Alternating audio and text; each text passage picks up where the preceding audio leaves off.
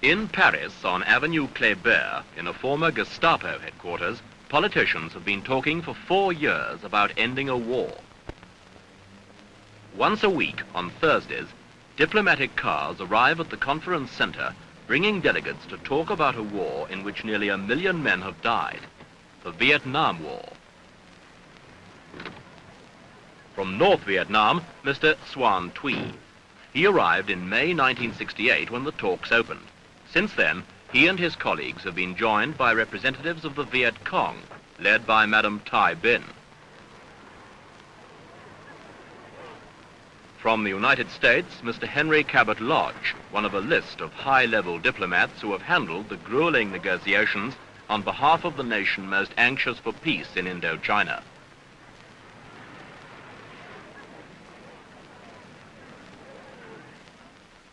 And inside the conference chamber, already at the table, Mr. Pham Dang Lam from South Vietnam. In over 150 such meetings, what have they achieved? This week, ECHO re-examines the prospects for peace in Vietnam.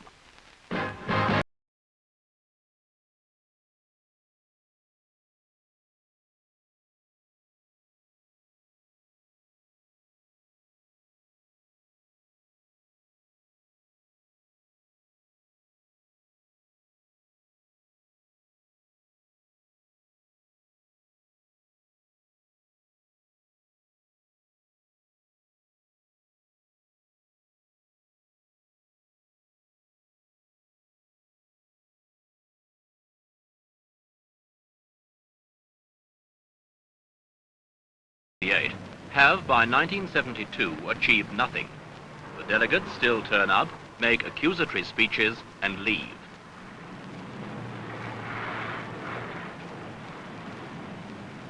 But it's a game of which even the international press has grown weary. Talks which began in farce with arguments about the shape of the conference table have degenerated into sterile tragedy.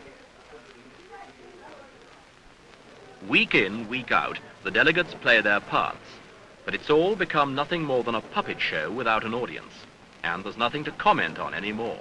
Everything that could be said in public has been said, and in the meantime, the war goes on and the casualty lists mount, for the reality of Vietnam is 10,000 miles from this place.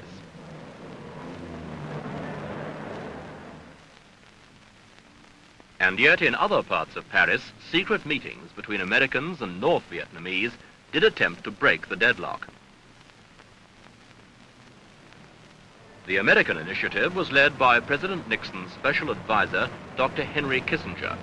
Since 1970, he has met North Vietnamese leaders 12 times.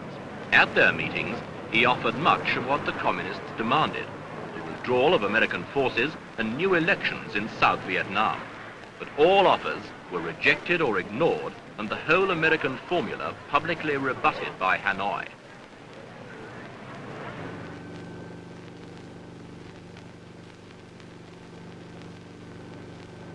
This is South Vietnam. To take a realistic view of this country is to recognize that peace is as far away as ever. In truth, there can never be peace here as long as the North Vietnamese maintain their efforts to overrun the South. Politically, historically, and ethnically, the North and the South do not mix. They were fighting each other 1,000 years before Vietnam became a household word. And this is the vital factor. Only an inbred antipathy to the North could possibly have sustained the South during the past decade.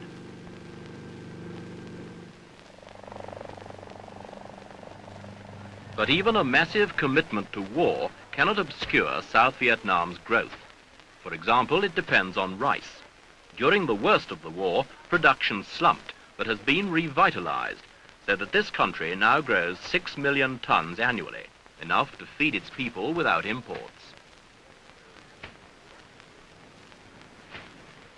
New agricultural techniques, along with new strains of rice plant, have taken root in the paddy fields. The acreage under irrigation will double in the next 4 years. Additionally, 1/3 peasants have been given their own land in a program of agrarian reform. Equally important, there is in South Vietnam a willingness to unify. Villagers, aided by the military, are building bridges to link with other villages, where once they remained isolated and suspicious and easy prey to Viet Cong guerrillas. The result is closer contact with the capital, Saigon.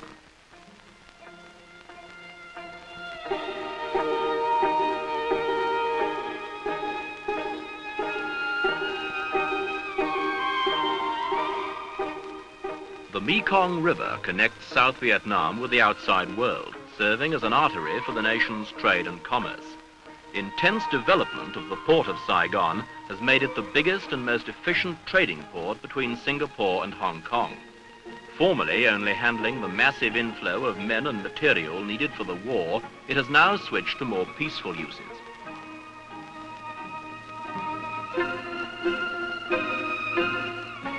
More than 8 million tons of cargo are handled annually in Saigon, a port of call for nearly 6,000 ships every year.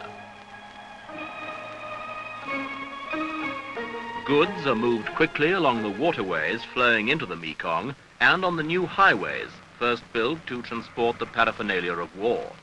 But with the noise of battle receding to South Vietnam's borders, the work of reconstruction gathers momentum. Schools and hospitals have doubled in number during the past 5 years. Then there were no medical centers in the villages. Now there are over 400. War has taught the South Vietnamese about electricity supply and the need to modernize peasant industry. And it has taught them a lot of other things too.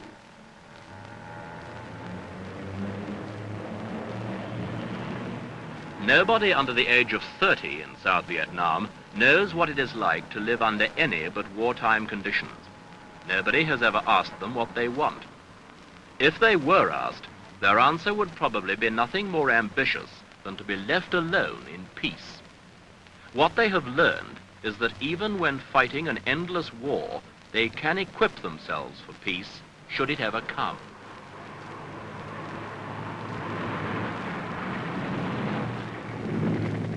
But will it ever come?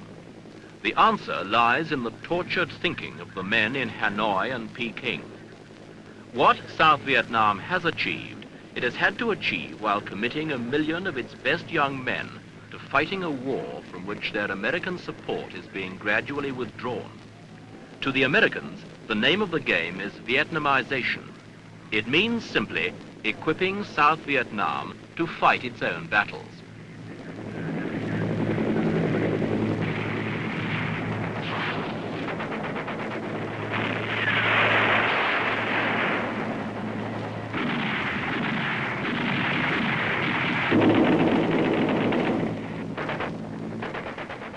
With American air support, South Vietnamese troops are still engaged in the endless, weary, bloody business of war. The North Vietnamese and the Viet Cong are still there, and they will not go away until or unless politicians tell them to do so. And all efforts at peace having founded on the intractability of the communist side, there would seem to be little hope of peace.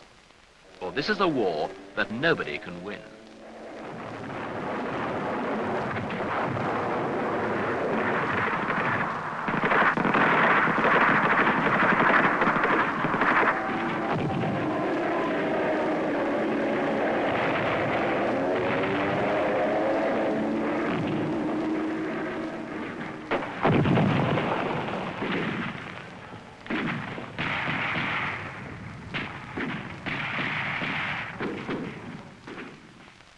There are only losers. To date, South Vietnam has lost 145,000 troops and untold thousands of civilians. They claim the North Vietnamese and Viet Cong have lost twice as many. The Americans have lost 46,000 killed. In all, nearly 1 million men. That is the background to all the talks and secret negotiations in Paris, 10,000 miles from where the action is. And yet, if that talking has achieved nothing, at least the South Vietnamese can claim some victories. Most important of all, they have survived.